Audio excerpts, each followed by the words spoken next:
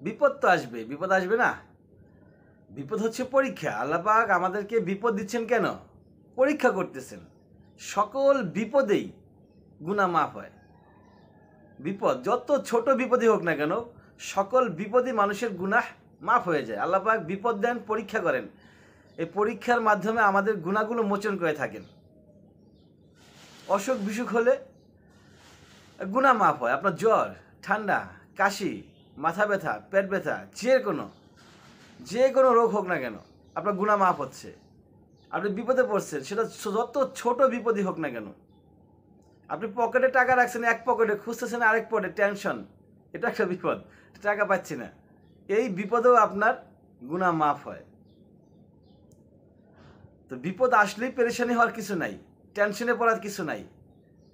তবে বিপদ যদি বড় হয়ে যায়, অবশ্যই সেখান থেকে পরিত্রাণের রাস্তা খুঁজতে হবে। ছোট হইলেও খুঁজতে হবে, ছোট বিপদ থেকে বড় বিপদ হয়। তো সেই বিপদে আপনি পড়লে মহান রব্বুল আলামিনের 3টি নাম আছে।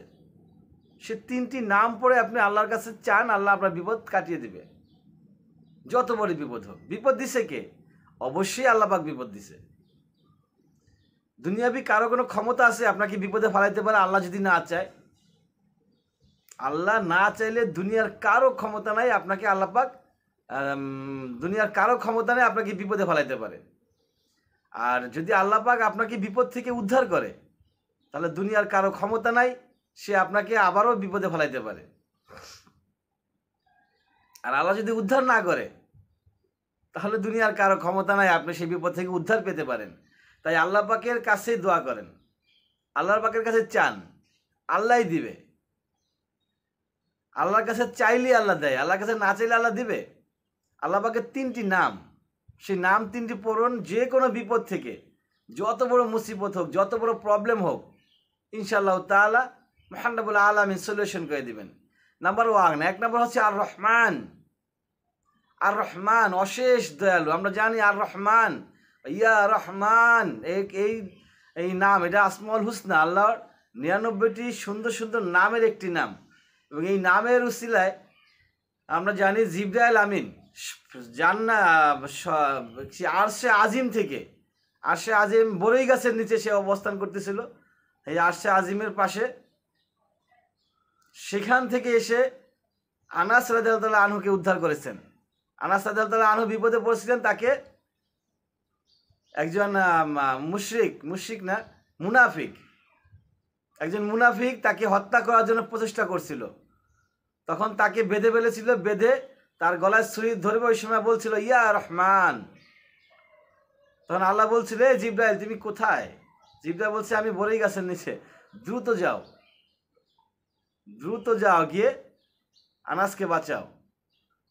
যখন বলছি ইয়া রহমান, তখন বাহির থেকে একটা আওয়াজ আসছে, এই থামো, ওকে মেরো না। তখন সেই লোকটা, ওই কি বলে মুনাফিক, বাইরে দেখতে আসলো গুহার ভিতরে, ওরা গুহার ভিতরে ছিল, গুহার ভিতরে আনাসকে বেঁধে ফেলেছিল মারার জন্য। তখন গুহার ভিতর থেকে বেরিয়ে মুনাফিক দেখলো যে কেউ নাই, আবার গিয়ে তাকে মারতে শুরু লাগলো, শুরু উঠাইলো জবা করবে। তখন আবার আনাস রাদিয়াল্লাহু আনহু বলল ইয়া রহমান। আবার বাহির থেকে আওয়াজ হলো, এই থামো, ওকে মেরো না, ধমকেশ্বরে। তো মুনাফিক আবার বাইরে আসলো, এসে দেখলো কেউ নাই, আবার গেল, আবার গিয়ে একই কাজ করলো, মারতে লাগলো। তখন আবারও বললো ইয়া রহমান। কে বললো? আনাস রাদিয়াল্লাহু আনহু। তখন ওই লোকটা আবার বাইরে আসলো। তো বাইরে আসার পরে আর কোনো খবর নাই, সে আর ভিতরে যাচ্ছে না। আনাস কোনো রকমে সেখান থেকে বাদন বুদন করে বাইরে আসলো, আইসা দেখলো ওই মুনাফিক এক সাইডে, তার দেহ এক সাইডে, তার মাথা আরেক সাইডে। তখন ওই লোকটাকে জিজ্ঞেস করলো কে মারছে? তো সে বললো আমি মারছি। তুমি যখন বলছিলে যে ইয়া রহমান আল্লাহ, তখন আল্লাহর আরশ কেঁপে উঠেছিল। আল্লাহ বলছিল আমাকে, এই জিবরাইল, আমি জিবরাইল, যাও ওকে বাঁচাও। যখন আমি আল্লাহর সেই আসমান থেকে, আমি 7ম আসমান থেকে আওয়াজ দিছিলাম এই থামো। দ্বিতীয়বার যখন বলছিলাম তখন আমি তাকে আওয়াজ দিছিলাম থামো, সে থামে নাই। তৃতীয়বার আসিয়া সরাসরি তাকে আমি কতল করে দিলাম।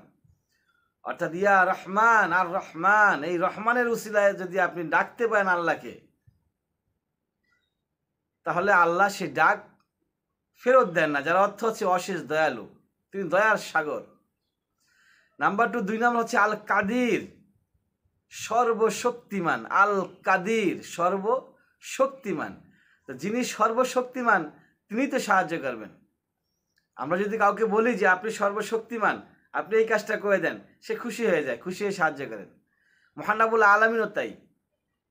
মহান রব্বুল আলামিন তার চেয়ে 1000 কোটি গুণ বেশি খুশি হয় যদি আমরা বলতে পারি যে ইয়া কাদির, আল কাদির, সর্বশক্তিমান, হে কাদির, সর্বশক্তিমান আপনি, আপনি আমাদেরকে সাহায্য করুন। তাহলে সেটা ফেরত যাবে না, সেই সাহায্য অবশ্যই পেয়ে যাব আমরা ইনশাআল্লাহ তাআলা।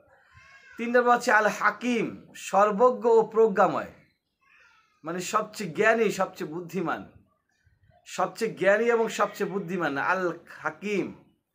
আল হাকিম সবচেয়ে বুদ্ধিমান, আল হাকিম, আল হাকিম বলে আমরা ডাকবো, তাহলে আল্লাহ পাক খুশি হবেন। আর আল্লাহ পাক যদি খুশি হয় তাহলে আমাদেরকেও আল্লাহ পাক খুশি করে দিবেন। সকল প্রকারের বালা মুসিবত, প্রবলেম, টেনশন ইনশাআল্লাহ তাআলা আল্লাহ আমাদের দূর করে দিবেন। ওয়া আখির দাওয়ানা আলহামদুলিল্লাহি রাব্বিল আলামিন।